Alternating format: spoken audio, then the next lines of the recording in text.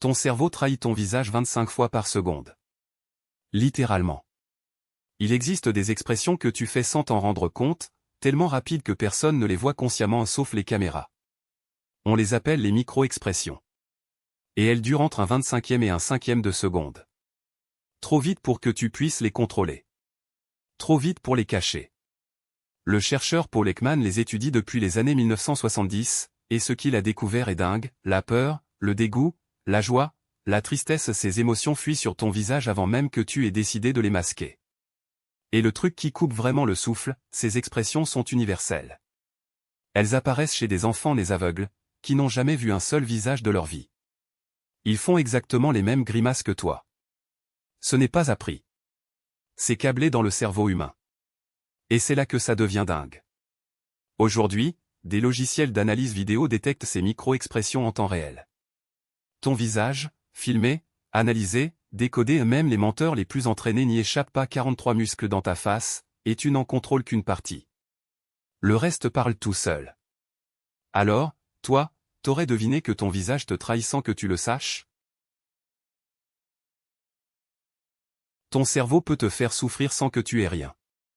Pas une métaphore. Une douleur réelle, physique, mesurable. Et voilà comment. Quand un médecin te dit qu'une injection va faire très mal, tu souffres davantage. Statistiquement. Pour exactement le même geste que quelqu'un à qui on a dit l'inverse. C'est ce qu'on appelle l'effet nocebo, l'anticipation seule suffit à déclencher une vraie douleur. Mais comment on sait que c'est réel et pas juste dans la tête? C'est là que ça devient dingue. En 2012, des chercheurs de l'université de Hambourg ont mis des gens dans un scanner IRM. Ils leur ont provoqué une vraie brûlure. Puis ils leur ont juste dit qu'une brûlure allait venir, sans rien faire. Résultat, les mêmes zones du cerveau s'activent dans les deux cas. Exactement les mêmes.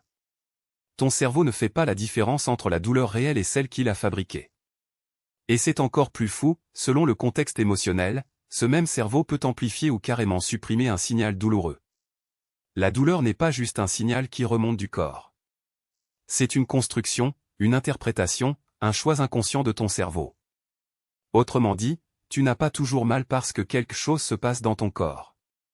Parfois, tu as mal parce que ton cerveau avait décidé que tu aurais mal. Tu savais, toi, que la peur pouvait littéralement créer de la douleur?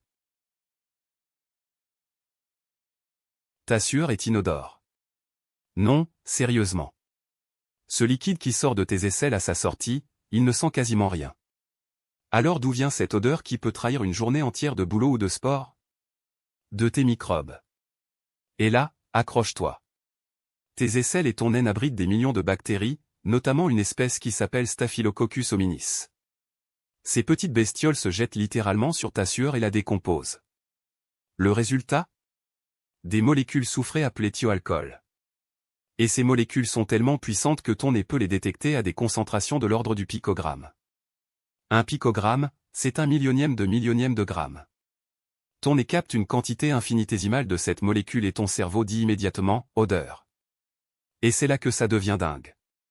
En 2020, des chercheurs de l'université d'York ont réussi à identifier l'enzyme bactérienne exacte qui effectue cette transformation chimique. L'enzyme précise. Celle qui prend ta sueur innocente et la convertit en signal olfactif que tout le monde autour de toi va percevoir. Autrement dit, ton odeur corporelle, c'est une coproduction. Toi et tes microbes, comme des associés. La prochaine fois que tu sens quelqu'un dans le métro, souviens-toi, t'es en train de sentir ces bactéries. Tu savais, toi, que c'étaient elles les responsables? 80 minutes. C'est le temps que le cœur d'Anna Bagenholm a passé complètement arrêté. Pas ralenti. Pas en fibrillation. Arrêté. Et aujourd'hui, elle est neurologiquement intacte. Comment c'est possible? En 1999, cette skieuse norvégienne glisse, tombe dans un torrent, et se retrouve coincée sous une couche de glace. L'eau glacée l'engloutit. Quand les secours la sortent de là, sa température corporelle est tombée à 13,7 degrés. Pour comparaison, en dessous de 20 degrés, les médecins considèrent généralement que c'est incompatible avec la vie. Officiellement, elle est en arrêt cardiaque depuis 80 minutes. Elle est froide. Elle ne respire plus. Tout le monde la croit morte. Et c'est là que ça devient dingue. Parce que le froid avait fait quelque chose d'incroyable à l'intérieur. En hypothermie profonde, le métabolisme cellulaire s'effondre tellement que les neurones peuvent survivre sans oxygène jusqu'à 10 fois plus longtemps qu'à température normale. Le cerveau, au lieu de mourir, se met en veille.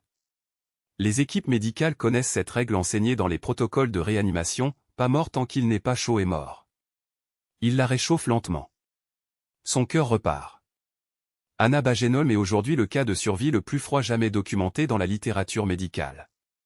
Ton corps peut littéralement se mettre en pause. Tu savais que le froid pouvait te sauver la vie? Ta peau absorbe des molécules étrangères en moins de 26 secondes. 26 secondes.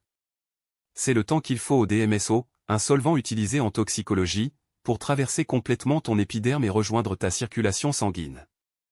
Et il emmène des molécules avec lui dans le voyage. Parce que ta peau, ce bouclier dont tu es si fier, elle est en réalité trouée. Pas dans le sens littéral, mais chimiquement, toute molécule grasse, lipophile, peut s'y faufiler sans te demander la permission. Sans douleur, sans picotement, sans le moindre signe. C'est exactement ce principe que les médecins exploitent avec les patchs transdermiques. La nicotine pour arrêter de fumer, les hormones, les antidouleurs, tout ça passe directement par ta peau jusque dans ton sang. Pas besoin d'avaler quoi que ce soit. Mais là où ça devient vraiment dingue, c'est que certains solvants industriels comme le benzène, ou des pesticides organophosphorés, utilisent exactement le même chemin. En silence. Sans que tu ne sentes rien. Et les zones les plus perméables de ton corps? La paume de tes mains et ton cuir chevelu. Jusqu'à 4 fois plus perméable que ton avant-bras, selon les études de toxicologie. Tu mets de la crème avec les mains, tu te masses le crâne sous la douche, et tu pensais que ta peau faisait le tri. Tu savais, toi,